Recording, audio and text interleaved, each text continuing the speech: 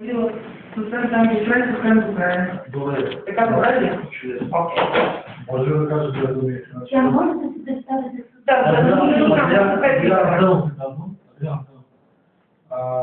Не сме монолитна група, нещо да сме се предварително говорили, какво точно да ви кажем и така нататък, но общото, което ни обединява е това едно притеснение, че отпада от дневния ред обсъждането за национализация и дебата за отмяна на лицензии, така за РП. Защото ще са вредни за България, се доказват с множеството злоупотреби, защото това не би за дневния ред. Може ли да бъде за дневния ред? Това е основното нещо, което... Сега да процедираме. Въпрос-отговор или общо въпрос, или след това коментар? Нека всеки да се изкаже, поне си извинявам, че прекъсвам. Всъщност, може би въпросът, който да кое момента и тук дневния ред. Не е добре да направя първо едно въведение, за да ясно какво говорим и правомощите и какво правим. Сега, на всички е ясно, че вървим към служебно правителство, тъй като трите парламентарни групи, на които президентът връчи мандат за съставяне на кабинет, го върнат. Това означава, че дните на това Народно събрание не, а часовете са преброени.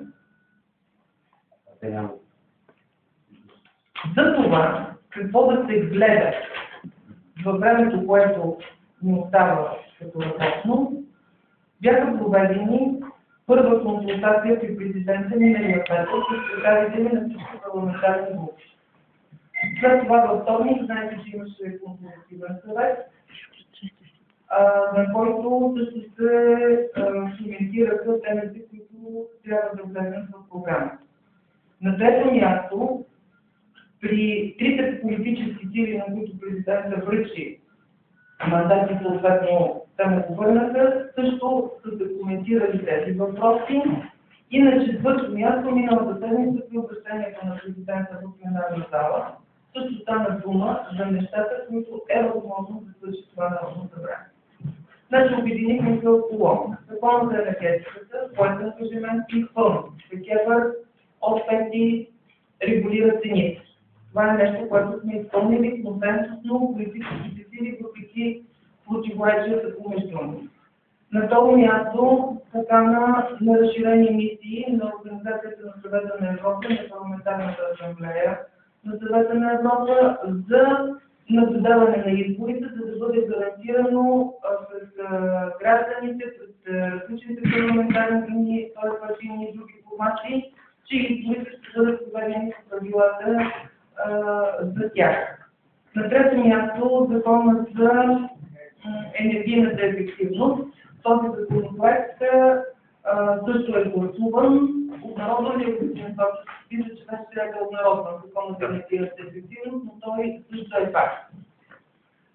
Уточнихме се за мораториумите. Основно ставаше дума за Черноморското крайбрежие, поради Юнигейт и така нататък, теми, които на всички вас са познати.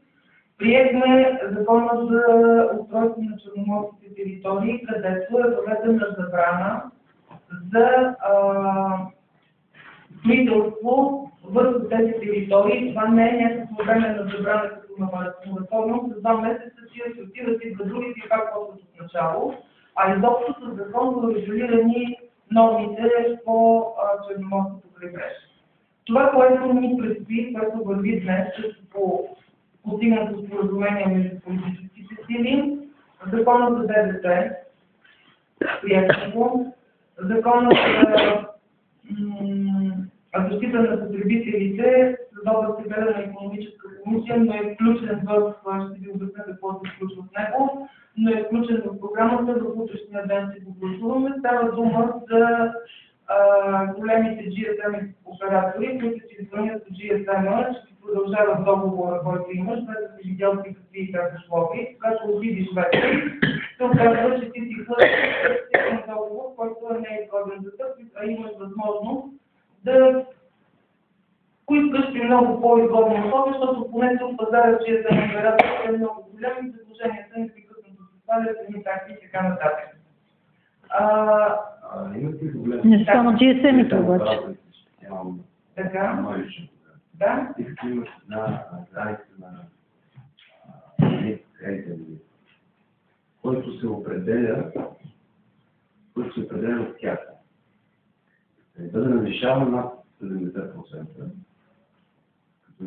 Като не включва това нещо. Как ви казвате вие? И двамата няма. Това, което мога да направя, е да помоля ръководството на комисията да присъствате лично на икономическата комисия и да го поставите този въпрос на нейното заседание малко по-късно днес, мисля, че от 3 часа заседава. Тъй като аз съм икономист. Архива, аз лично получавам това, имам много договор с това. Добре, този въпрос с вас да уточняваме така на икономическата комисия, като приключим с комитетата, за да помоля ръководството на комисията и да присъствате там. Това е, което ние реално имаме няколко закони, които трябва да гледаме, защото там с оглед на туристическия сезон не може да се позволи държавата ни да загуби туристическия сезон, защото едно основно перо в хазната е държавния бюджет, влиза от по линия на туризма. Може да попитам нещо? Да. Поканали са там представители на браншовите организации в туризма? Разбира се, този закон се обсъжда от една година. Кръгли маси в Народното събрание, обсъждане по места в големите курортни центрове. Могат да се предоставят справка колко становища от неправителствени организации има по този закон. Отговорът ми е категорично да. Тъй като от години се говори, браншовите организации сами да си създадат критериите за звезди, за категоризации и така нататък. Това не е възможно, защото ние сме държава, на която правната регулация зависи от членството ни в Европейския съюз. Има директиви на Европейския съюз, има регулатори, които ние сме длъжни да въведем като правни механизми.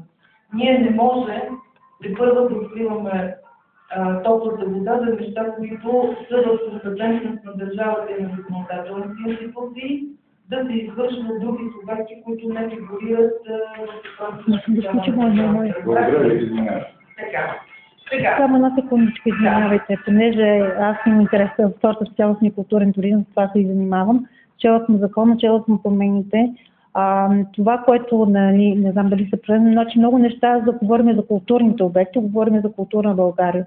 Понеже за професиите си много пътувам из България, в България има много културни обекти, които не са описани в тази карта, за която говореше, и за които няма европейски програми. Аз лично съм говорила с хората, те казват, ние не можем да се добереме до европейските програми, понеже европейските програми, критериите за кандидатстване са така са направени, че могат да дадат само големите градове. Трябва да има закон, това бързо да го приемем, има съгласието на групите, ще го приемем, защото там се предвижда изготвянето на такава карта, в която да се опише с обекти, които ние си ги знаем, защото сме израснали от деца с тях, но не всички са достояние на като културно българско има много такива.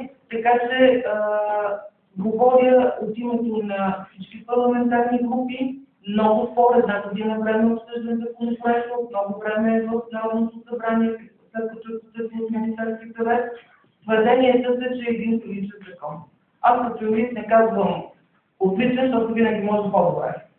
Но казвам, че е един закон, който има място и който е необходим. Сега, предложенията, които различни инициативни комитети са изпратили на президента, по компетентност са изпратени към Народното събрание, към Министерския съвет. И се връщам на въпроса за национализация. Аз може само това да че питам вие като председател на парламента и като представител на политическа партия, която управлява в момента, вашата лична позиция да кажете хората за и против национализация на Какво да ви кажа, да ви питам конкретно вашето отговор, да или против? Категорично против национализация. И ще ви кажа защо. За да се стигне до национализация, това се постига с едни закони, които в нашата история би имало след 9 септември, когато за една нощ, края на 47 декември месец, е проведен закон за национализацията на една градска недвижима собственост. В продължение на няколко години е направено кооперирането, което по същество е национализиране. Ще ми попитате защо се връщам към онези времена. Да, не е невъзможно държавата с един акт пуска в Министерския съвет или пък ние тук в парламента и казваме да национализираме трите решения. Моля да не напишете. Няма проблем да се манипулирате. Национализацията не възможно. Значи, че беше изгонен от Албания, спокойно, културно законно. Също се отнася за други страни, Унгария и така нататък. Вие въпроса ми зададохте или ви доста да се изкажете? Не съм ви дала думата с много сега, да моля да продължавате. Сега, ако вашия дядо жив ли? Моят смърт е студен съд. Има много голямо отношение. Понеже ме попитате за моето лично мнение, аз никога няма да гласувам под никаква форма за национализация. Защото за разлика от вас съм живяла малко повече, години. Моля ви, това с изказване. Няма да правим говорилни. Ще ви дам дума. Позволете ми с огромно уважение да се обърна към вас и да ви кажа, млади граждани на България.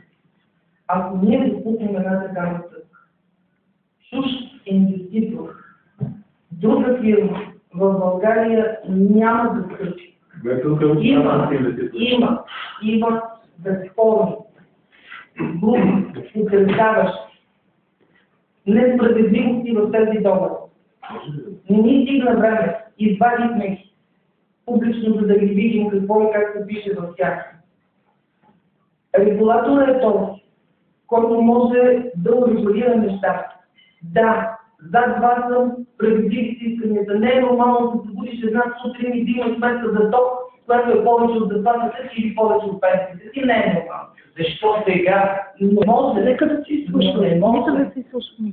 Да се поставят такива искания, които нямат икономическа основа. Аз много се надявам вие да сте икономисти, много се надявам и когато предлагате нещо, да, несправедливо, но не е това решението.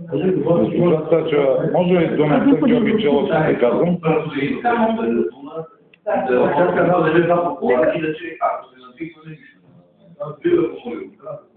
Верно, може малко чудно, който искате да госпожа Цачева успя да води 240 депутати. Сигурен съм, че с нас тук 14-15 човека ще се справи много. Ние сме много възпитани. Може ли думата госпожа Цачева? Нека да има ред. Аз предлагам да дам думата, като го представям, че на всички ви ще дам думата. По същество на този господин. Седи най-близо до мен дясно. Благодаря. Имате дума. Добре, разбрахме, че национализацията за вас не е приемлива. Бих ви помогли да ни обявим, за да можем ние да предадем от тук нататък на хората, които стоят. По какъв начин вие сте го планували, сте го взимали предвид или сте го решавали, да се успее да се води контрол на тези енергоразпределителни бюджети. От една страна това, защото ние знаем, че Държавната комисия за енергийно и водно регулиране показва огромни слабости. Ако тя си беше на място и си водеше както трябва своята задача, ние в момента нямаше да сме на улица. Подписвам се по 20 думи едно към едно. Да, но кажете, аз съм сигурен, че сте правили разговори, че сте правили анализи, че сте правили ред останали работи. Интересуваме вашето лично мнение, аз сигурен съм, че вашето лично мнение ще е съобразено с тия анализи. По какъв начин от тук за напред ще се води контролата в тия енергоразпределителни бюджети? Или ще се позволи всеки януари и февруари месец народа да излиза на улица? За това законопроектите, за които темите, които се уточнят в консенсусното бюджета, бяха именно във връзка с Закона за енергийната ефективност и Закона за енергетика. Там това, което направихме, преди тези последните промени, ДКЕВР можеше да променя цените 2 пъти в година. И следващата дата на тук беше 1 юни, което е за крайно дълго като време. Значи ние разписахме възможност ДКЕВР да може по-кратко и от следващата дата 5 те обявиха нови цени.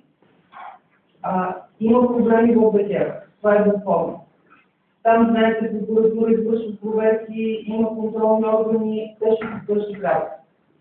Нека да се разберем какво прави Народното събрание. Народното събрание прави закон, който дава възможност на институциите, органите в България да работят.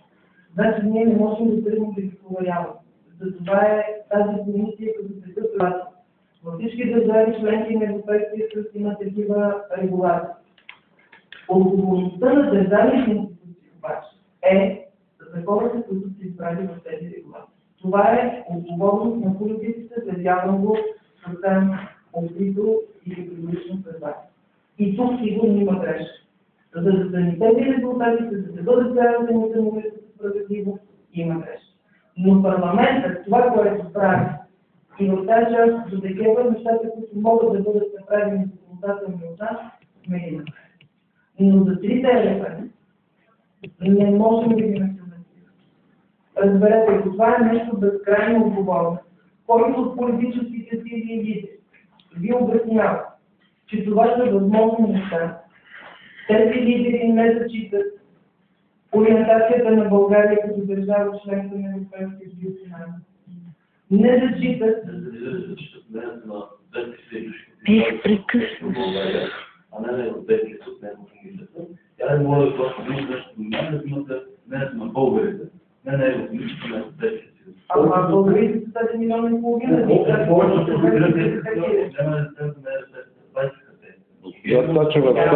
Чакайте да се слушаме думите един по един да се взима. Който дигне ръка. Проблемът на Висен е правно разписана процедура, за която да се стартира, да се проведе до край, трябва да има съответните условия. Мисля, там има критерии. Във всеки един договор, който е подписан, за да се отнеме лиценза, е казано в какви случаи това се случи. При неспазване, нарушаване, така. Знаете. Ама Народното събрание ги го отнема. Кажете ли? Кой може да отнеме лиценза на ЕРП? Гласуване в Народното събрание, лиценза може да бъде отнема. Може ли да се дава думата само да говори? Ако обичаш малко ред, дигате ли ръка, няма да отмучите.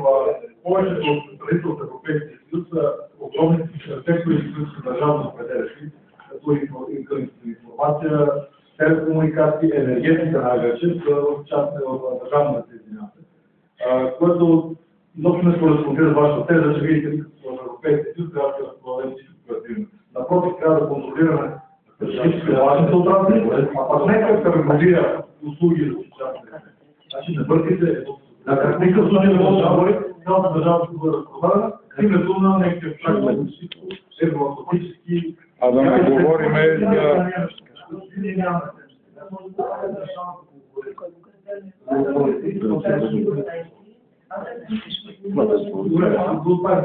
Питахте ме за лично моето мнение и аз ви казах лично моето мнение. От тук насетне, както всеки един от вас има мнение, така и аз имам мнение.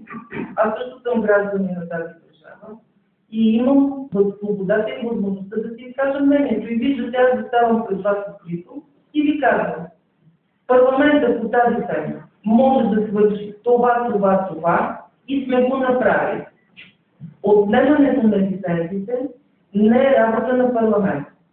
От национализацията е мероприятие от 19-17 година на въоръжение на други сили и така нататък. Значи, аз предлагам малко и Момичето първо. Нека да е девойки. Има въпрос. Като и се стара. Имам въпрос към вас. Тъй като казахте, да, води се разследване за Държавната комисия за електронно и водно регулиране. Дайте някакъв срок, в който ще бъде извършена тази проверка и те ще понесат отговорността си. В противен случай цялата тази кауза е безмислена. И ако не понесат отговорността си, кой трябва да отговаря за това нещо? Аз лично искам пак като човек. Това да се случи утре. Разбирате ли? Аз също искам отговор на тези въпроси. Но това са различни институции. Аз като председател на Народното събрание, като депутат не мога да ви кажа кога ще приключи тази проверка. Тя е сферата на други звена, на законодателната власт. Аз не мога да ви кажа кога и кои ще бъдат персоните, които трябва да понесат отговорност. Аз обаче ви казвам, че за да се стигне до тук, някой не си е свършил работа. Добре, кажете кой е този някой, който не си е свършил работата за Правителство. Това е работа на разследващите. Правителство. Да, в крайна сметка. 4 години управлявате, сега казвате на хората, някой не си е свършил работа. Имате достойнство да си кажете, ние като управляващи партии не свършихме работа. Кой да е свършил работа? Окей, ама в един момент... Член на партията, която управлява. Вие как гласувате преди 2 часа на пружението от партия Атака да бъдат отнети лицензите на РТС? Как гласувате вие като народни представители? Не бях в пленарна зала, но бях вътре в пленарна зала, тя ще се гласувам против. По-повече да говорим от това. Сега, Госпожа Цачева, първо казвате Георги Челов. И второ, казахте за икономическа комисия. Аз също искам да влеза, ако може, на икономическа комисия. По няколко причини. Първата е, че всички управляващи 23 години се правят на луди по един много сериозен въпрос. А то е, когато по времето на тоталитарното управление, когато управляваха монополите в България, така наречените стопански обединения, те се трансформираха в браншови организации и продължават да членуват заедно с стопанска камера на едно място. И това са тези скрити монополи, които всичките вие знаете за тях и които захранват Народното събрание с всякакъв вид корупция. Тези монополи потискат развитието на занаятите, малките и средни предприятия, като вървяха едни теории, които обясняваха как първо трябва да се развива индустрията, как след това ще се развие, тя ще даде работа на малките и средни предприятия. А тези хора нарязаха всички заводи, предприятия и всичко на парчета, на скрап, уволниха всички хора от работа и на практика, ако ми кажете вие, че не знае Народното събрание, депутатите, каква е историята на целият този преход, за да се разнищи и да тръгнем в една правилна посока, просто не мога да повярвам, че в Народното събрание са толкова некомпетентни хора. Докато Божидар Данев и Стопански камера са в държавата и влизат във всички комисии от страна работодателите, не представляват абсолютно никого, тази държава няма да се оправи. Вие не управляват, която и политическа партия зоен власт не управлява. Управляват така монополите, старите икономически организации от времето на Тодор Живков и никой абсолютно нищо не прави по този въпрос. И даже могат да... Вие говорите съвсем взимали същите места. Съжалявам, но отново ще ви раздела едната страна на старата и другата. Вие говорите Може ли? Може Да, разбира се. Не можете да не прекъсвате, защото искате да има правила, ще се научите да не прекъсвате. Говорих за това, че старите стопански обединения в България, примерно стопанско обединение Фармаким, се пререгистрира като браншова организация в 90-та година, като асоциация на работещите в химическата индустрия и членуват в стопански камери. Така са всички браншови организации в момента, които представляват отделни сектори на икономиката.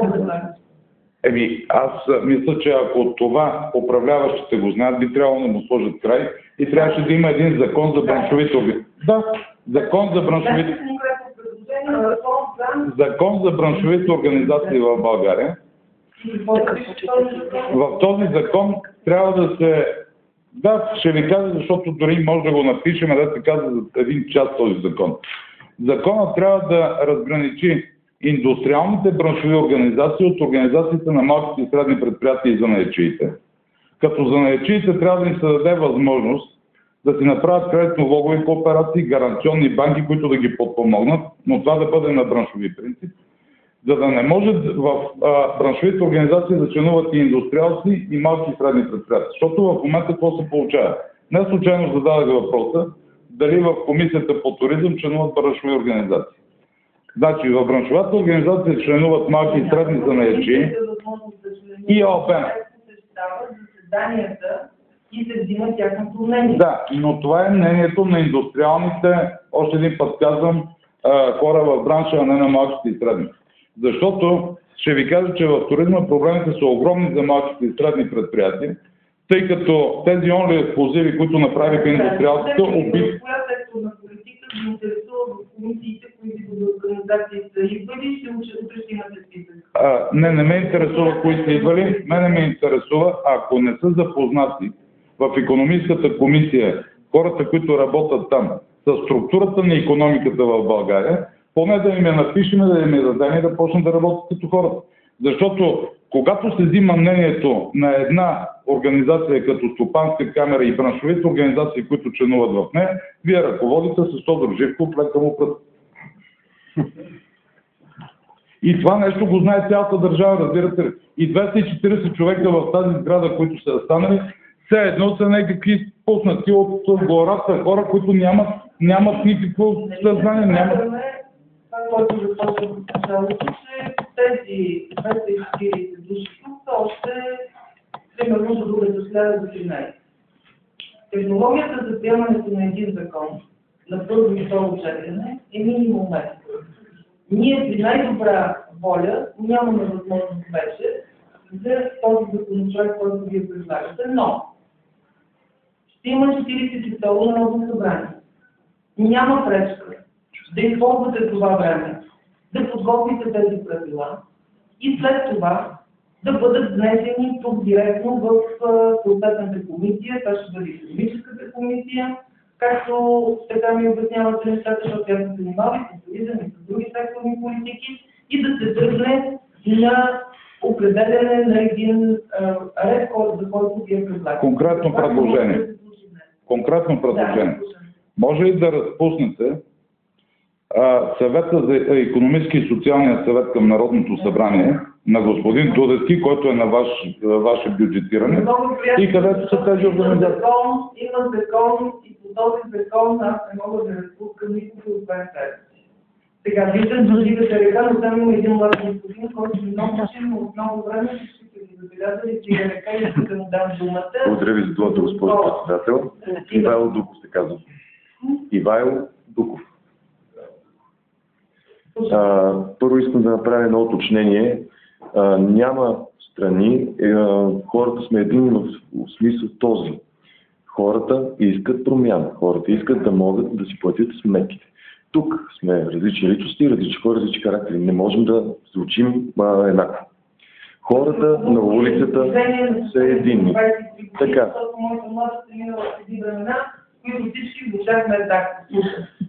От тук нещата вече. Трябва да ви кажа, че до тук, от всичко това, което видях днес и чух, съм изключително разочарован. Влизам в парламента и цари спокойствие. Тихо, кротко, хората обядват, говорят си, гледат си на таблица. Нали, нека се изслушам, аз ви слушах учтиво. Не съзнавате тежестта на положението. Отвън се чува, няма хляб, вие им отговаряте, я ще пасти. Трябва, без да разводняваме темата с други неща, как се получи, нали, няма да се съдим за това, да се действа експедитивно, така че хората да могат спокойно да се приберат по домовете си. Предложенията ми вече бяха пратени. Трите точки. Свикване на референдум за ВНС. Промяна на изборния кодекс, даващ възможността на гражданите да участват пряко на изборите със свои представители, мораториум на изпълнителните дела на банки и монополи по процедури за бързи производства срещу гражданите до решение на проблема от 40-то Народно събрание. Сега, преди да продължим с обсъждането, разбира се, ще изчакам да ми говорите пълно, нали? Наистина, вече хората са уморени, даваме жертви. Вчера от палатката ни лагер имахме тежки медицински случаи. Трима се самозапалиха. Не в палатковия лагер. Не в палатковия лагер. Положението е крайно и е време да се действа. Сега е момента, в който обществото по демократичен път заявява своите искания, така както трябва да го направи. Едно демократично европейско общество. И вие, ако сте политици на ниво, ако сте на висотата на момента, ще използвате случая, за да си направим държавата каквато всички искаме. Ако не го направите, ако продължите да игнорирате исканията, защото тези искания се игнорират, президента ги препраща едикъде си. Вие си обсъждате технически подробности. Няма да стане така. Хората пак ще излязат. Може за една седмица, за две да спрат протеста. Следващия, този път бяхме по 100 000, бяхме по милион на улицата, ще излезем повече. До стената сте, сега е момент да действате. Дали сме ли, даже едни искания са малко, това са 3 точки, нашите, конкретни. Колко бяха внесени искания още? Искаме да влезете в пленарна зала, да се обсъждат тези искания и методите не за възможно и за невъзможно, а за тяхното постигане. Депутатът е много добре с вашето конкретни критики. Депутатът съм, както вие правилно казахте и аз си го споделих, с останалите предложения на инициативни комитети, които президентът ни припрати. Всички тези са време. Време, една седмица, да кажем минималния срок, но време. Ние вече нямаме тази възможност. Защото нито една политическа партия не се нае да сформира правителство до края на мандата редовно, който знаете изтича на 5 юли. Сега, ако позволите едно мое мнение, как да направите така, че да имате легитимност да усвоявате, не да зависите от политици от другите, а вие да бъдете тези, които да усвоявате предложенията си и то тук в тази зала. Изборният кодекс дава достатъчно широка възможност за кандидатиране 5000 подписа, вие ще ги съберете. 10 000 лева. Ние ще ги съберем, обаче парите. Които се внасят в ЦИК, на партиите се връщат всички пари над определен процент, на гражданите над 25. Извинявам се много. Първо, подписите са много, защото има хора, които живеят в малки общности. Това са много подписи за община Костенец, за някоя друга малка община. Цифрите искаме да промените. Добре, виждам, че имате желание. Променете 2 цифри в това нещо. 2 цифрички. Таксата, която внася гражданина и броят подписи от инициативния комитет. Толкова е. Не всички работим на собствена сметка, госпожа Цачева. Всички работиме с собствени пари, които едва не стигат да си платиме въобще, ако може да си платиме разноски. И в същото това време една партия взима 10 милиона, нали се сещате? Сега ще бъда максимално отговорен с вас, като последните програма на Председателския председателския съвет има 2 внесени законопроекти за промяна в изборния кодекс. Единият е на народните представители Гунеров и Стоян Иванов, които в понеделник разговаряха с мен. Стъпихме там да изслушаме господин, който от инициативните комитети ни предложи за включване в дневния ред. Другият е на народния представител Елисин Михайлов от Синята коалиция, който предлага запазване на преференциалния вот. Няма съгласие между политическите сили и изборния кодекс да влезе в залата. По една единствена причина, която вчера е най-красиво да защити най-добре на пресконференцията и позитивно в вашата. Няма технологично време. Разбирате ли, че след като правителството е поддател и 3 партии са си взели там мандатите са извърнани, ако 5 май не беше дебютен, днес ние щяхме да бъдем разпуснати и ще да има служебен кабинет. Ние сме парламент, който няма доверието на вас, гражданите, след като сте на улиците и след като имате предложение относно това какво и как ще работи. Аз ви казвам и се надявам да се намери легитимната форма и начин. Извинявай, само секунда, понеже ще си забравя мисълта. Така, относно предишния въпрос, защо чакахте последния момент, за да изслушате исканията на хората и да ви оставя една седмица, с която да си измиете ръцете и да кажете нямаме технологично време? Отговарям да знаете, защото ми е ясна конституционната ролета на връщането на мандатите и защото от момента, в който Борисов подаде оставка, за мен беше ясно, че ще има служебно правителство. А когато има... Нека да се едновременно, когато един парламент няма доверието на гражданите, каквото и да се случи, искам да ви кажа, че ние имаме готови с законите за служби. За първи път с 23 години законите за службите, 40 закона, са готови, за да се знае по какви правила работят тези служби.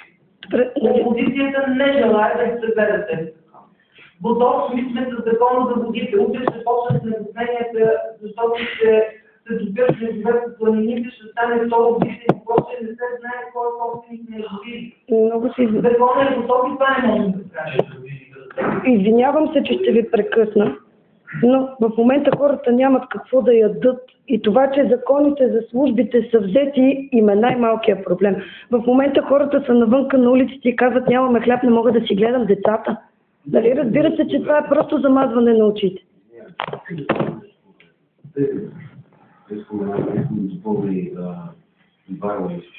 Да, благодаря.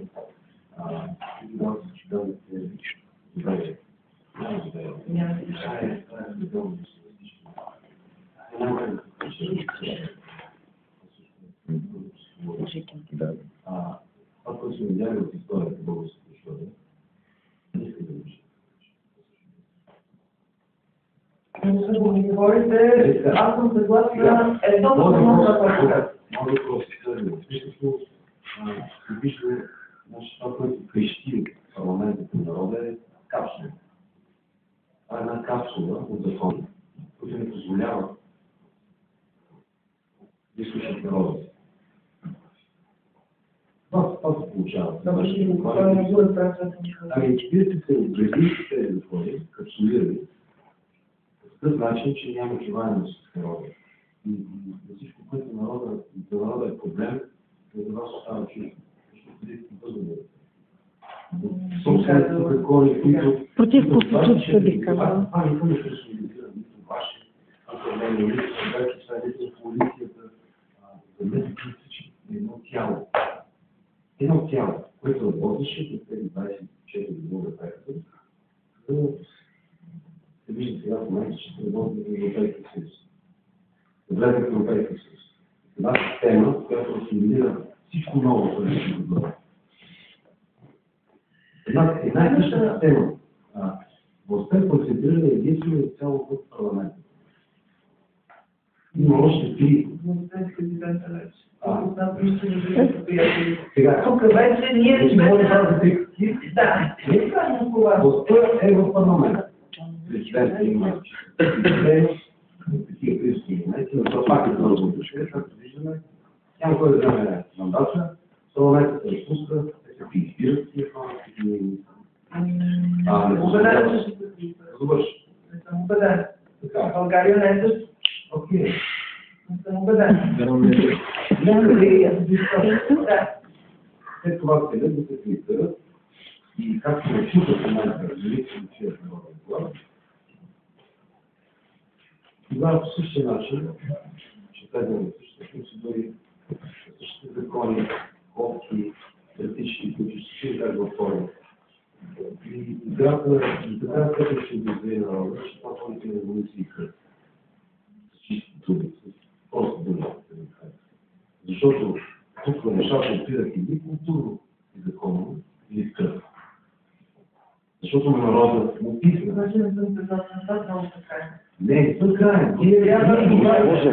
Госпожо председател, хората се му убиват.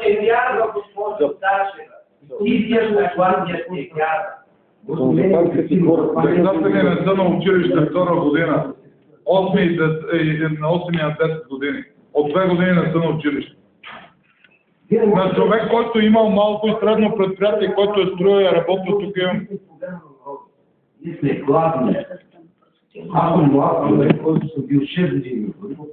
Не съм и на училище 2 години. Работим с два монопола. Няма споменаване. Ако ще бъде конкретно. И в момента не мога да си платя тока, не мога да си платя телефона. И други работа. Ние дали ще умреме или ще го махнем това народно събрание вече. А държавата не ни позволява да направи нищо. Тази система е порочна. Тази система трябва да...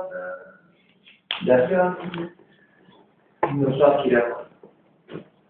Представлявам един от трите комитета в Пловдив, движение Съединение. Аз съм много благодарен на правителството на ГЕРБ, защото сега мълчах. Аз съм благодарен за това, че вие опитахте да разрушите статуквото.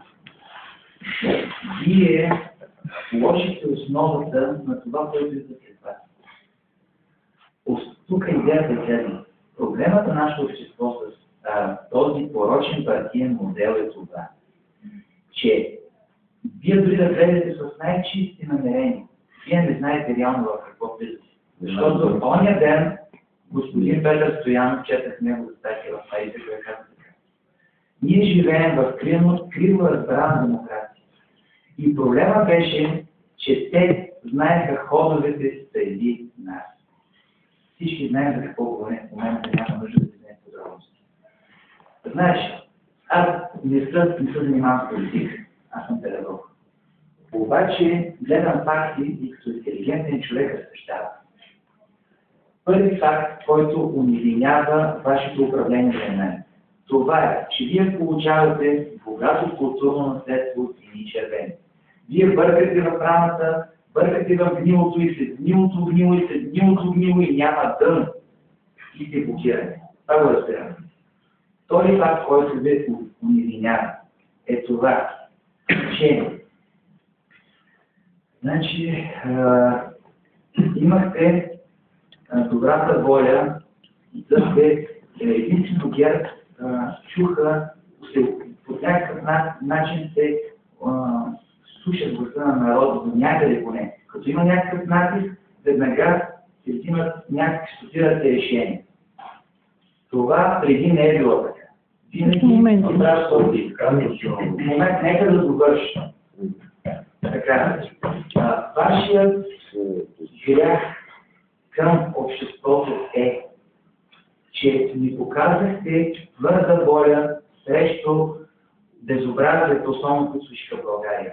Това, което е на Цанков камък, милионния град и ЕРС да до мен искам да довърша.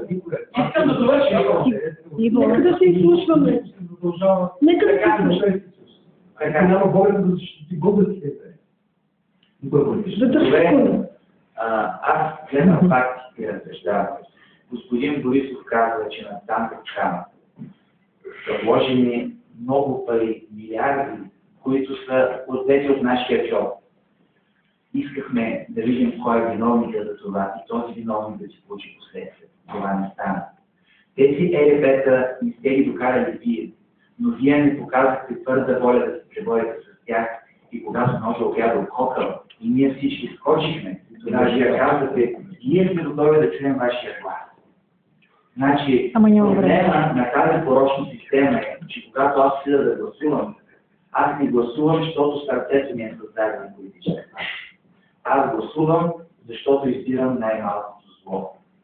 Точно така. Искам да решите вашите думи. С едно уточнение.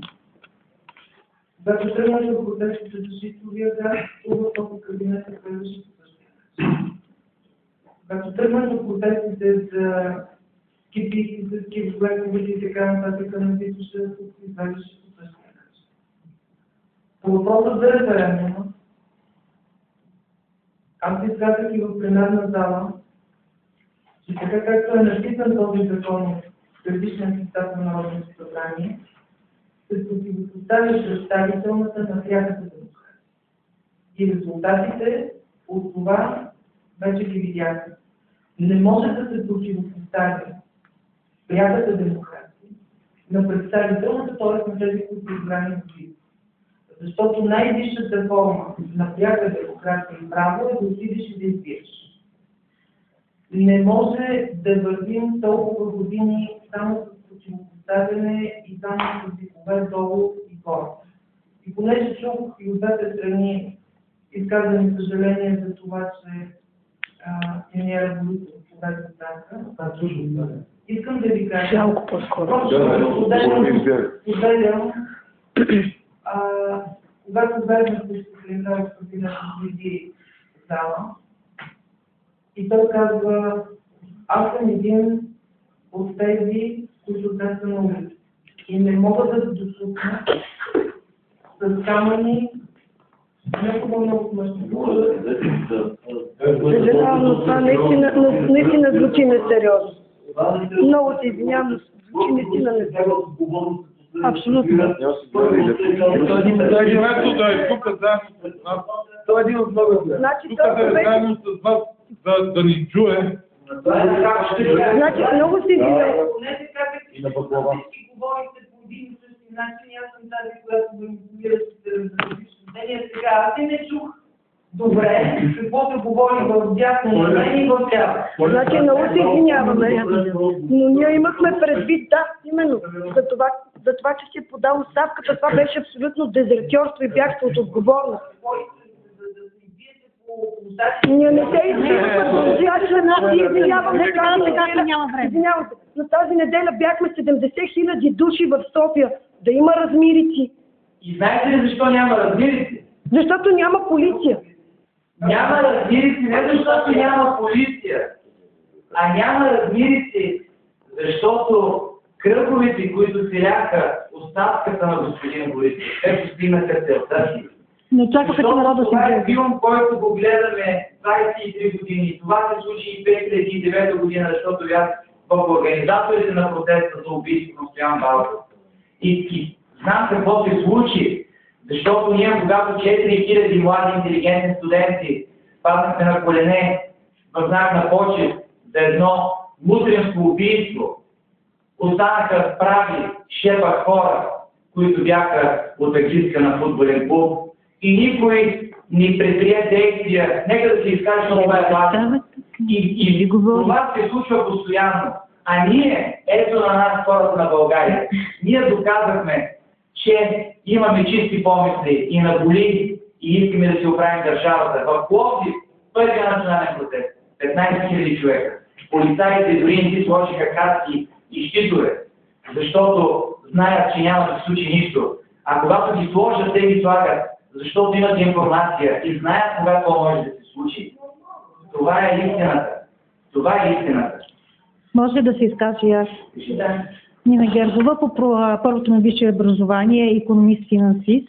Не съм правист, не съм юрист като вас, но като интелигентен и мислен човек си извадих Конституцията, прочетох си, така както всеки един българин трябва да направя. И виждам, че законите, които са си гласували и това, което каза Ивайло, те са капсулирали и повечето противоречат на основния закон, Конституцията. Говорим и за ЕРП-тата и монополизма. Значи държавата трябва да създава правни условия за стопанска дейност. Казвате как не може да стане. Значи, айде да говорим по други начин. Как може да стане, не как не може да стане. ЕРП-тата за договорите, аз съм абсолютно сигурна, че са така юридически изпипани, че не могат да се пипнат. Но доколкото видях в информацията, която е задана с договорите, те трябва да инвестират. До този момент не са инвестирали 1 лев. По това основание, така, това май трябва да се развали сделката. Да. Това пак казвам като човек, който се чува по форумите, какво се пише, как могат да спаднат тези договори. Нека да си слушам, много ви моля. Не съм свършила още, може ли да говориш непрекъснато? Значи аз пак казвам, не съм юрист. Това чета по форумите. Тези договори могат да бъдат обявени и като омразни и да не плащаме неустойки за тях. Това има прецеденти в световен мащаб. Мога да извадя нещата, в момента съм се подготвила да стана всичко инцидентно, да ви ги донеса. Третото нещо, което е, значи говориме не за монополисти, говориме за свободна, значи аз не съм за национализацията на ЕРП, аз съм за това да има свободна избираемост. Аз да мога да си избера от кой да си купя ток. Значи нека да не забраняваме, нека да правим либерализация, това, което е на икономиката. Това, което да е на икономиката. Нека да не забравяме, нека да разрешаваме. Когато има свободна конкуренция помежду си, както имаше само един мобилен оператор, значи след това станаха 3, цените започнаха постепенно да падат. Значи нека да бъде свободна конкуренция, така както е заложен в Конституцията. Да има свободна право на избор и дребния и средния бизнес, това, което каза и господина. Вие всичките години унищожихте дребния и средния бизнес, който е гръбнака на всяко едно общество. Унищожиха енергетиката, който е гръбнака на икономиката. От тук нататък какво да говорим? Много се извинявам. Говорим образование, здравеопазване, само извиняйте една секундичка.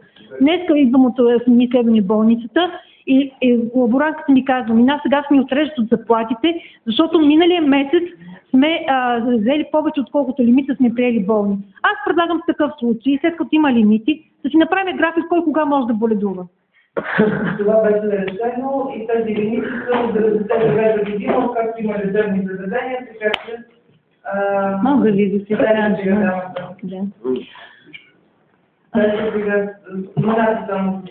Велика Телкиева.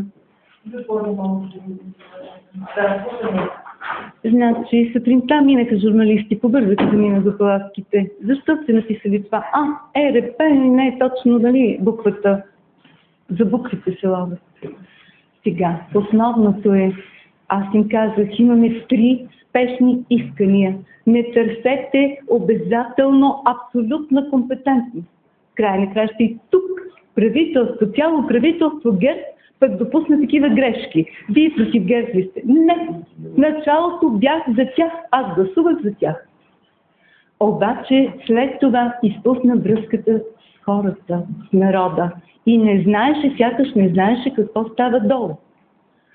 Значи, по национална патриотична телевизия говори 2 часа за законите. Беше актуална тема и българските пенсионери. Положението на аз зададох темата и я защитих. Положението на българските теми в социалната политика. Ами да ви кажа, аз съм висш икономически. Започнах да чета Гражданският процесуален кодекс, Наказателен кодекс, практика на нашия съд, практика на Европейския съд. И знаете ли какво откривам? Ами един адвокат казва едно, втори, трето, съвсем различни неща. Един съдия решава делото по един начин, същия друг съдия по различен начин. Един съдия, екстрен случай, един съдия решава делото по един начин, същия съдия, при същите обстоятелства, по друг начин. Моля ви, това държава ли е? Как юристите на ГЕРБ не видяха това? И като видяха и съдебната система не е от тях, все пак трябваше да се търси някакъв начин. Защото на 31 май същото го казах, тия 2 часа успях да го кажа, че гръцкия народ и италианския народ не са по-малко от българския народ. Те стъчкуват, протестират, защото имат навика. Но българския народ, ако тръгне, няма кой да го спре. Просто толкова е вече измъчен, гладен, няма за какво вече да мисли, няма за какво вече да мисли, че може да загуби. Той няма какво да загуби. Много. Разбира се, че трите предложения абсолютно ги подкрепям. Абсолютно. Една секундичка само да допълня. Значи това, което пропуснах само разделена на съдебната изпълнителна власт. Това е най-важното. За да има закон, да има съд. Разделена от съдебната изпълнителна власт. В момента съдиите се назначават като политици. Само на хартийка. Само на хартийка. Да. Всички го план, това само на хартийка. Ние може да говорим за различни проблеми. Много се извинявам за преди го и слушах всички. Имам да кажа нещо, тъй като поддържам връзка с палатковия лагер. Тъй като поддържам връзка с палатковия лагер. Оттам бях помолена, тъй като разговарям с вас.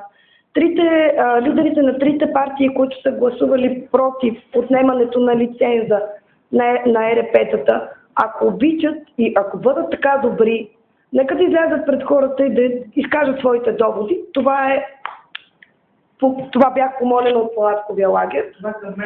Ами, просто вие като орган, който може да го предаде. Мога да го предадем, нямам защо. Аз имам задължение. Аз не мога да комуникирам с лидерите на партиите, аз мога да комуникирам с председателите на парламентарните групи в парламент. А лидерите, те не са ми подочетни на мен. Тук има парламентарни групи, аз това ваше искане. Окей, нали, нека да не извъртаме нещата. Просто тези, които са гласували против отнемането на лицензията, нека бъдат така добри и така почтени и да дадат и да погледнат народа, който би трябвало да слушат и да му обяснят защо. Ще сме много благодарни. Благодаря.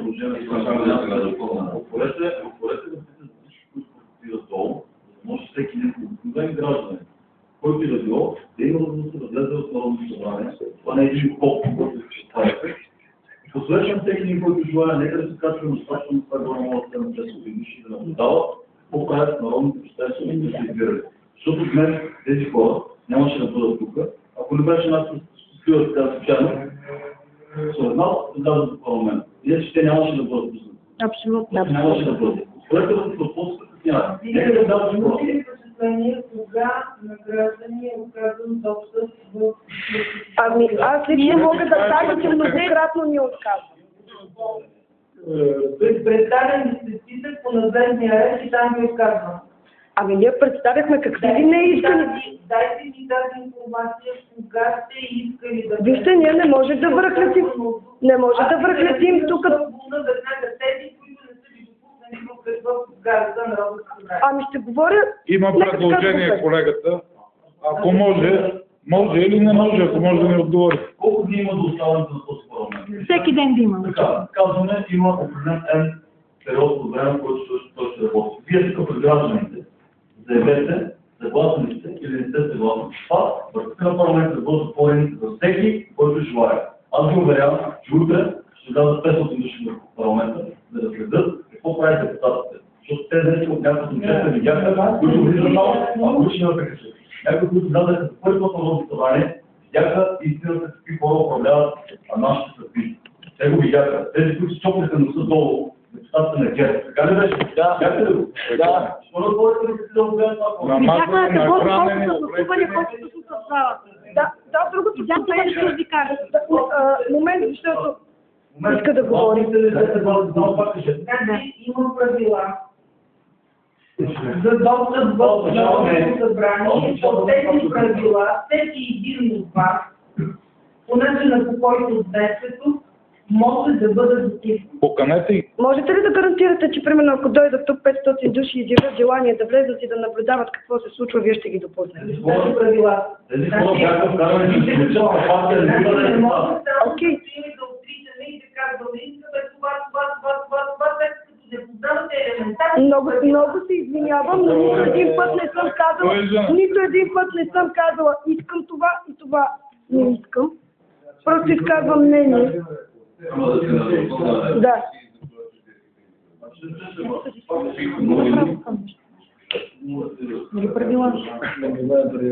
Имате ли възможност да поставите един друг начин, мислям, абсолютно коректно, не може лидерите на най-големи партии, които са в парламента, но председателите на парламентарните групи, ръководителите на парламентарните групи, вие като председател на парламента имате право да изгледате това като хора в народа, да изгледате същия той народ, който преди 4 години гласува, председателите и да им поясни защо те и на кое основание бяха срещу отнемане на лицензите на ЕРЕ.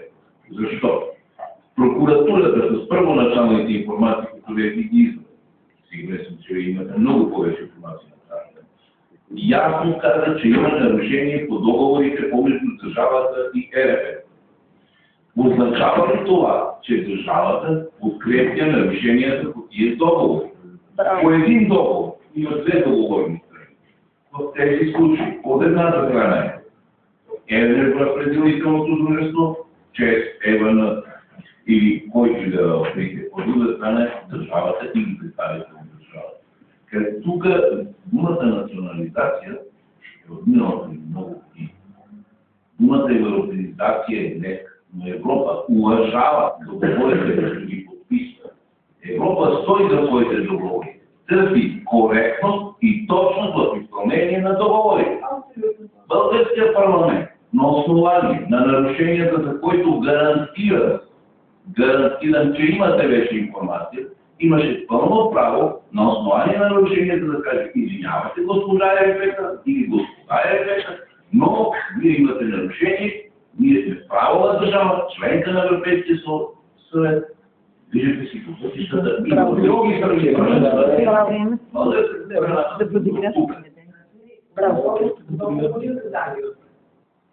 Може да се Ама защо не покажете, ако знаете, че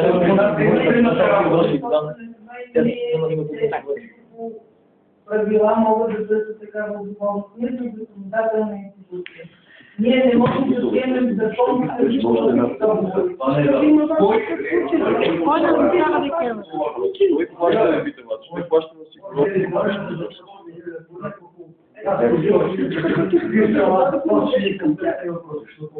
Много дълго да ви говоря.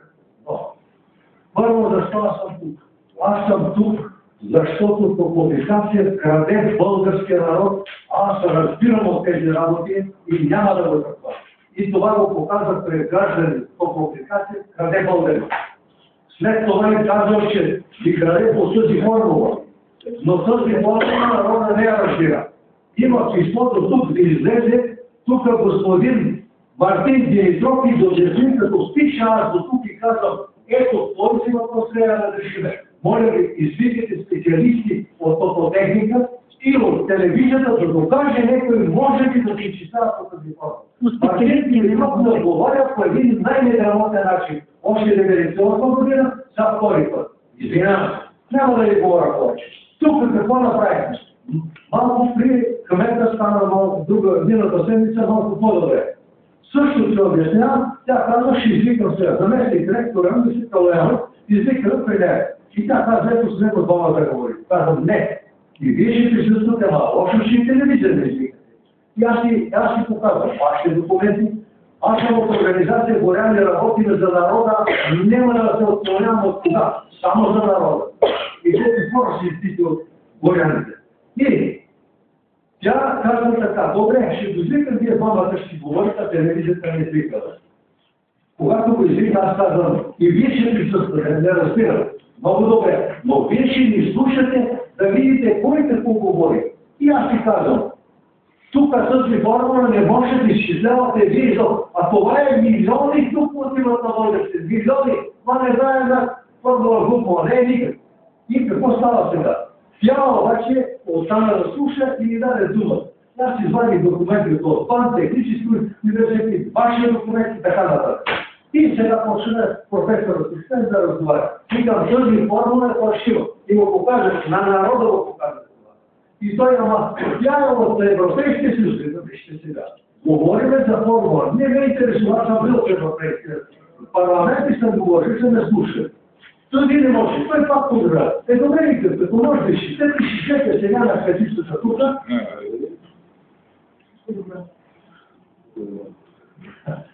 Казано, ето на статистика изчислете сега по тази формула, какво е то пледето? Лично маса параметри, тук не може да стане това.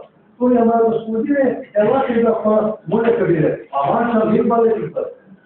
Казано, аз съм видал, фриктово ударихме на масата и казах, това съм учен. И почава да говори, не ти се слуша. Нищо не може да каже накрая, ела ми в кабинета, пак да ти, няма какво да обясняваш. И ето това е като започне Народно събрание. Какво му пречеше сега тук комисията?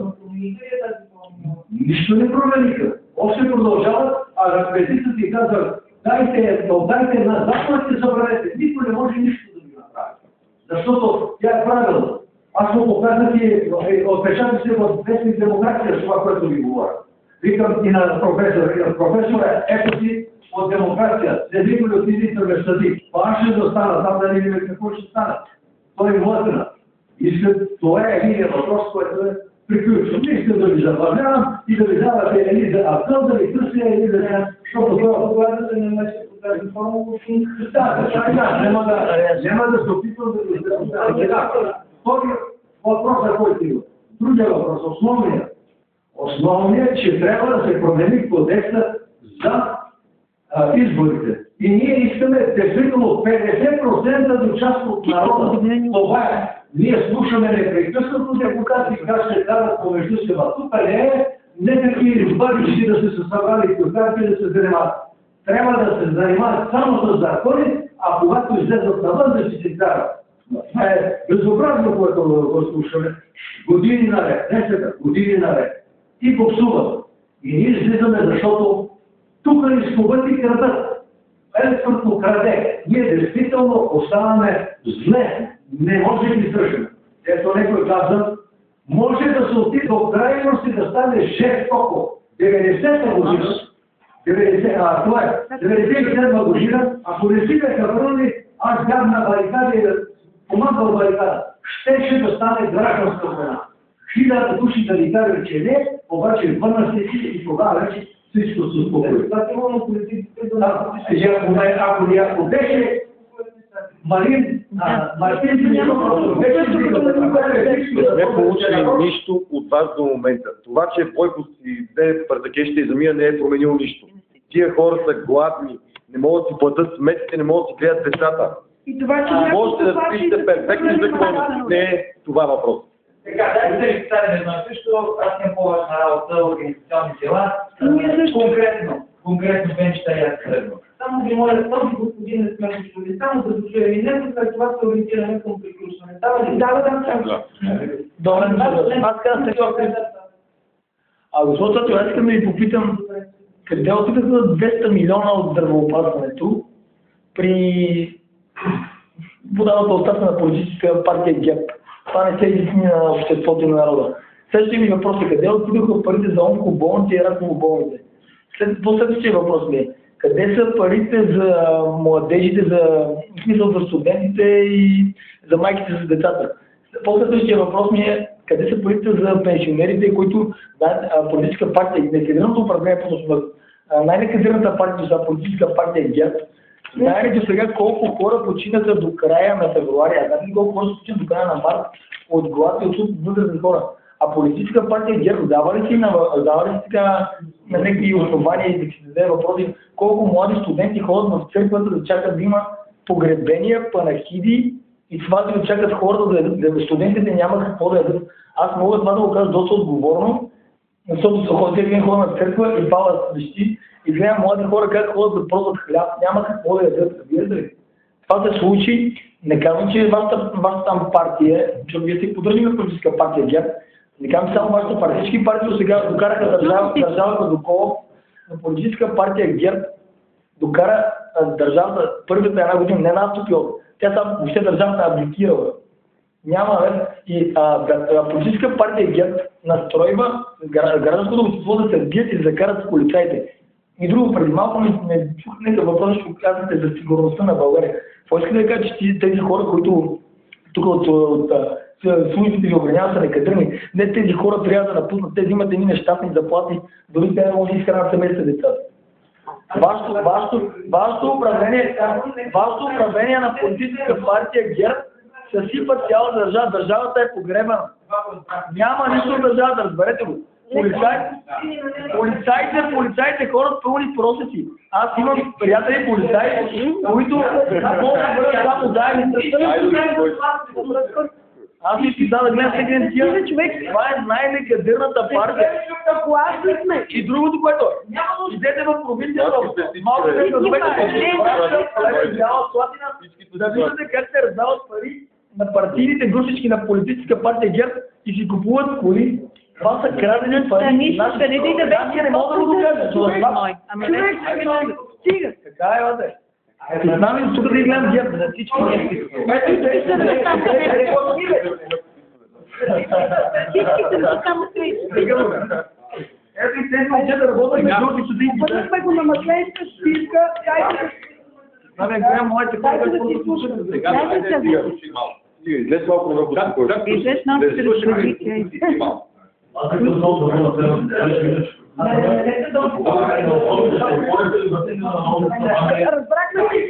Разбрахме си, че ще стане...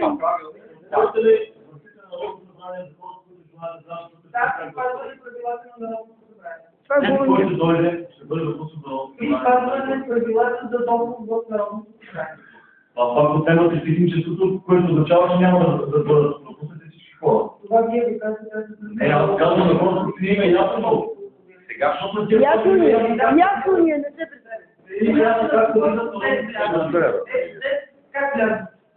Благодарение на тях. Благодарение на фото на партия, така да са тия хора вътре. Може Тачева. Че господин Борис Сидоров. Това не се го казвам, не политизираме. Но ние ги казваме тези хора, не трябва да е така. Проблема е, че тези хора стоят отвън, а вие си в този кабинет. това е проблема. И са заградили полицаите пак в Народното събрание, в Народната любов. Тя народната любов е Защо? Нека да чуем господин Абазал нищо против. Областете работи, другата да дадем Аз не знам, но са, иначе ще тръгна без да ви знам, просто ако не ми е да защото се изнервих, не виждам. Нека да се Ние факт, 3 март, национален празник на Република България. Политиците, които ни управляват, ни посмяха да излезем пред собствения си народ. Това е присъдата на народ. Не си конкретен! Вижте, хора, и конкретен въпрос, който си тръгвам. Господин Тотев излезна информация на блога началника, нашия любим господин Тотев, излезна информация, че EVN са му подарили джип за 150 000 евро. Аз питам от една седмица в общественото пространство, това вярно ли е, защото не разчитам на кой какво казва, защото всеки може да говори какво ти. Но искам да разбера истината. Този човек за една седмица не е излезнал да каже да или не. Което, моля ви се, ако искам това да излезе в общественото пространство, да или не. И когато това излезе, дай Боже, ако стигнем следващия път, аз ще ви благодаря. Така, сега, за да бъдем практични, ние сме в Народното събрание. Че ние не можем да дискутираме теми, които касаят съдебна власт или изпълнителна власт. Изпълнителната власт ни докара до тази простичка тояга, където сме тук. А сега, за да бъдем практични, да видим какво може да направим за тези оставащи дни. Значи, изборния кодекс. Как може да се промени така, че да могат и граждани да стават изборите мажоритарни, за да могат и граждани. Някоя партия беше поела отговорността за тази правителство, парламентът си беше добутал редовния мандат. Сега няма как. Сега няма как да стане това. Другият въпрос. Обществените медии, БНТ и БНР, ние им плащаме техните заплати. Как могат те да отразяват гражданите? Защото знаем много добре, че медиите са най-голямите манипулатори. БНТ няма време, защото се случва да няма случва. Кой започва? Аз се моля привържениците на атака. Не има как квалификация, моля. Нищо не говоря само въпроса, не. Как може друго? Един съвет има госпожа Сачева, чисто трябва да се в момента, понеже са в много неприятна ситуация, това се егат, де факто уби България, вие ще убиват всеки ден хора, от всеки причини. Унищожават се насочени, вие прекрасно знаете какво правят. Някой от нас не знае, нали? Некой не знае. Това ще знаете насочено, умишлено, какво правите, унищожавате хора. В едно село всеки ден има погребение. Убират, не мотиват, изделят, както и да е. Един съвет към вас. Ходете на църква и се страхувате от Божието наказание, защото човешки се може да ви съди. Тежко и се свърши. Няма да говоря повече. Страхувате се от Бог. Така, да продължа малко. На практика, какво може да направим, за да се гарантират честни изборните резултати? Защото си чух, че една от партиите вече е готова с изборните си резултати, с всичките протоколи, включително са напечатани подготвени. А тайна ли е Така го чух, една от партиите. Сподели. Най-голямо. Сподели го. Да, най-голямо. Ако някой може да ми каже познаването технологията на изборите, гласуването в официална комисия, отчитането на резултатите, как ще стане това? Целите тук и сега за ноу-хауто. Ноу-хауто, сега ще ви кажа кога го внесохме ноу-хауто. Ноу-хауто го внесохме преди на 27 или 28 януари. Внесохме ноу-хауто с една такава идея, как ще се гласува в Венецуела. Там как се гласува, да ви разясня. Има човека влиза в урничката, не в урната стаичка, вътре има нещо като касов апарат с 20 партии. Натиска си партията от лента, излезе си му касовото борче, къса си неговата партия, пуска в урничка. Свършва изборния ден, задава се програмата, приключват се и се гледат резултатите веднага. Броят се тези кашни бончета и излиза всичко 100 на 100. Касовото бонче веднага към сървър да отива, защото пак ще го подменят.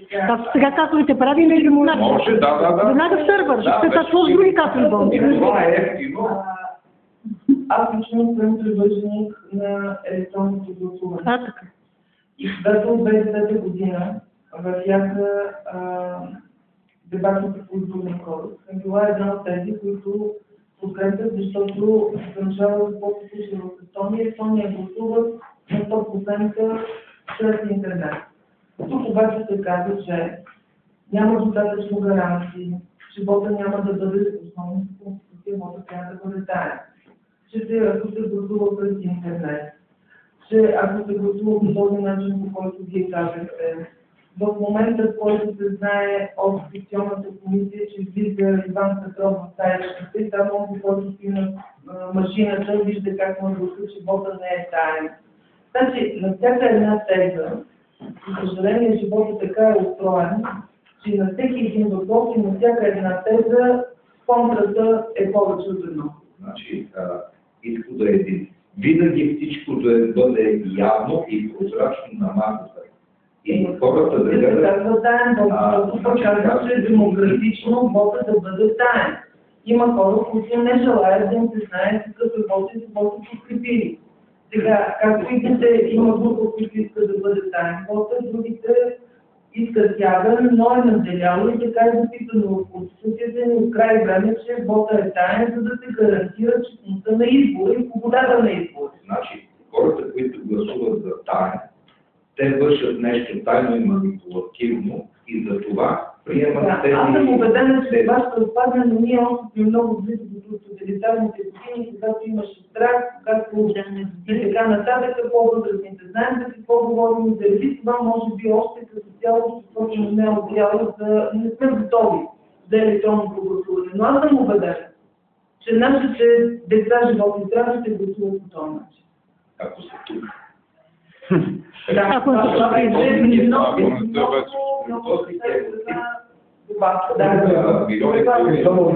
Предният парламент излезе с закон.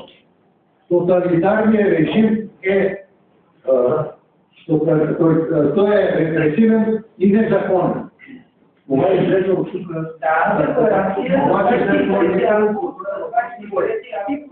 Може ли само още едно нещо? Понеже казахте, че няма време. Аз, доколкото четах, пак казвам, не съм юрист, доколкото четах, 2002 е бил гласуван такъв закон да има мажоритарни изпити и е стигнал само до първо четене.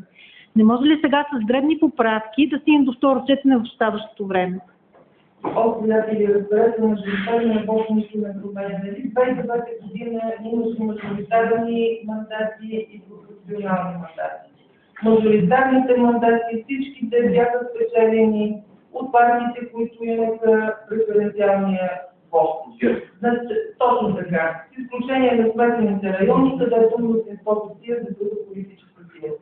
Значи, Коалиция за България, частно с БСП, спомняте си много добре, те вкараха възможността за мажоритарен вот. И какво се получи, че мажоритарният вот предпостави резултатите от пропорционалния вот. Който е гласувал за партията, той е гласувал и за мажоритарния кандидат на тази партия. Така че аз разбирам усещанията ви, когато се говори за мажоритарен, има младия господин каза, когато стане дума за подписката, че има личности, значи да бъде една личност мажоритарна подкрепена, те са такива в национален мащаб. Но когато отидеш в един конкретен избирателен район, където гласовете са определени, този човек оттам ще получи неговите гласове, но те са много по-малко от тези, които той подкрепя, има подкрепата в национален мащаб. И тук вече мажоритарно се умира. Имахме волята и в изборния кодекс, знаете, че въведохме преференциалната листа, мажоритарен елемент, т.е. гражданите да казват с закрепяване и така нататък, при 9% повече гласове да преподреждат листата. Напълно ясно това. Въпросът е, че не е достъпна, както вече си обяснихме, с големите суми, които трябва да се инсталира ЦИК, това не се възстановява и с броя на хората от инициативни комитет, които трябва да подкрепят кандидата, Защото има общности, в които тези бройки гласове, изискани по закон, не са реални да се съберат. Пак ви казвам, въпрос е в промяна на вече това. За да може тази система да заработи така, както е замислена. В момента, така устроено, позволявате само единствено на едрите бизнесмени с бели якички да се борят на избори. Защото тези финанси са много сериозни. И пак говорим по местоживеене да бъде, не един от Перник от преди година от Благоевград. Но от практиката след 90-та година на установената парламентарна традиция в България е имало няколко опита, в които публични личности са се издигали и са кандидатствали като независими народни представители. Но, как да отидем по-нататък?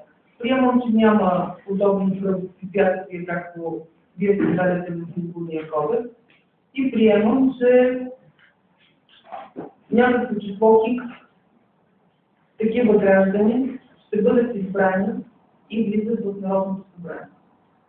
Вие виждате какво се случва тук, че всъщност управлението в един колективен орган зависи от мнозинството, от повечето хора, които мислят по един и същи начин. Значи, знаете, правителството на Борисов беше правителство на мнозинството, защото в ГЕРБ нямаме 121 депутати. По отделни законопроекти и актове кворумът се прави по различен начин. Въпросът ми, аз отивам по-напред.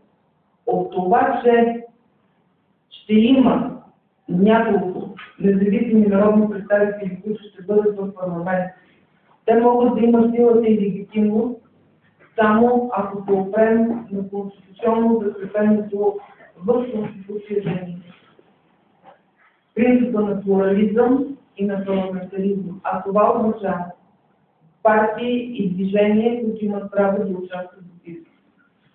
Казвам ви го от сърце. Радвам се на младостта ви, радвам се на това, че искате сами, но ще бъдете много по-силни, когато сте заедно обединени в някакво положение, или да потърсите мястото си в политическите партии, като граждански протест, които след това никакви пречки, при господин Сидеров и прочие.